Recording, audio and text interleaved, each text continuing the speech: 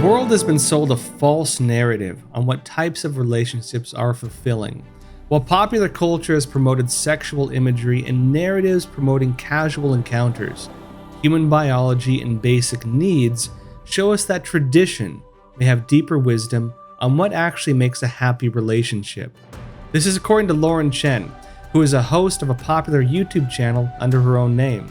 We speak with Chen about how modern education, modern entertainment, and even peer pressure are causing young girls to make poor decisions they often regret later in life.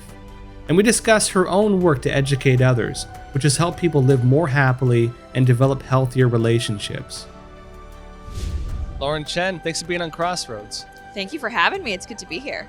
So Lauren, I was actually watching some of your YouTube shows. Appreciate it, by the way. Yeah, you do some good stuff. Thank you. You do a lot more like cultural commentary and commentary on like traditional values, which, again, we're at a turning point right now.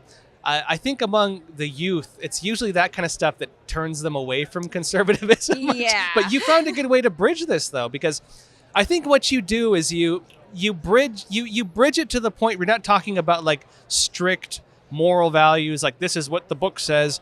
You're saying this is what makes you happy, which is a totally different way of seeing it, actually.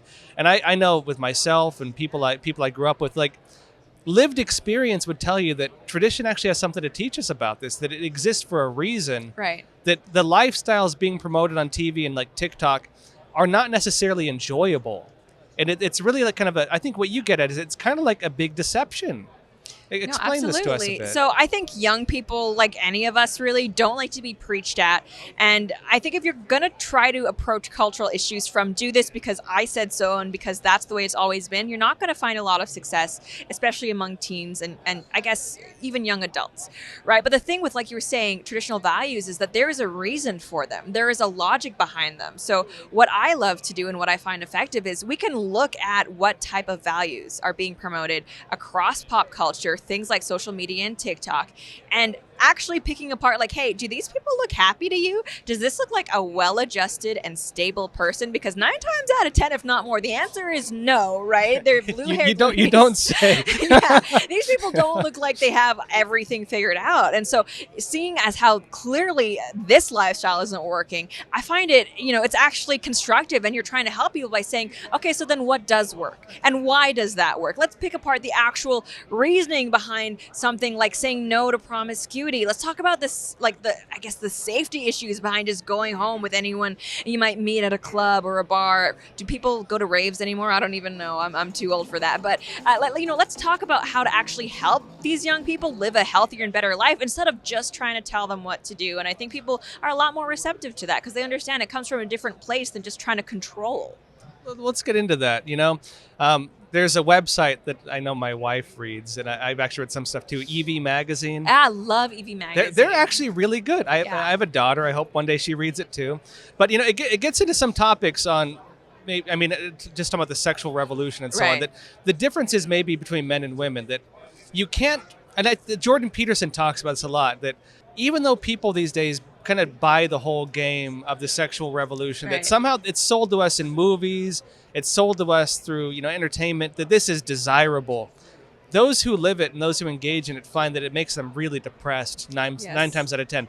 Like, people who live that are not happy. No. And EV Magazine gets into some of the science around it of how women who engage in the hookup culture are miserable. It scientifically, even if they believe they like it, just biologically they don't. No, it's absolutely true. And there's a science behind it. All of the hormone levels that go into something like sex, your body is telling you, oh, this is someone I should be mating with, bonding with. But when you're actually only doing something in the context of hooking up, it does play with your emotions, right? Depression among women has never been higher.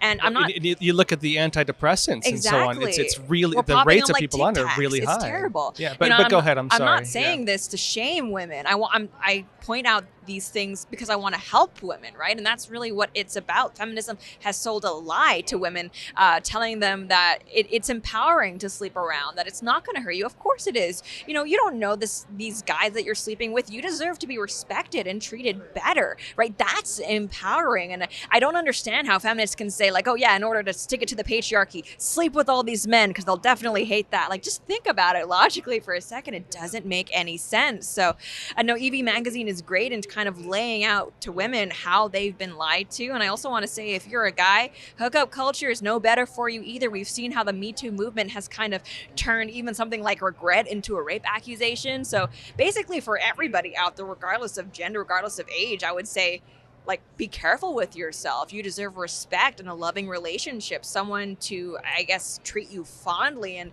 that's not what hookup culture is about.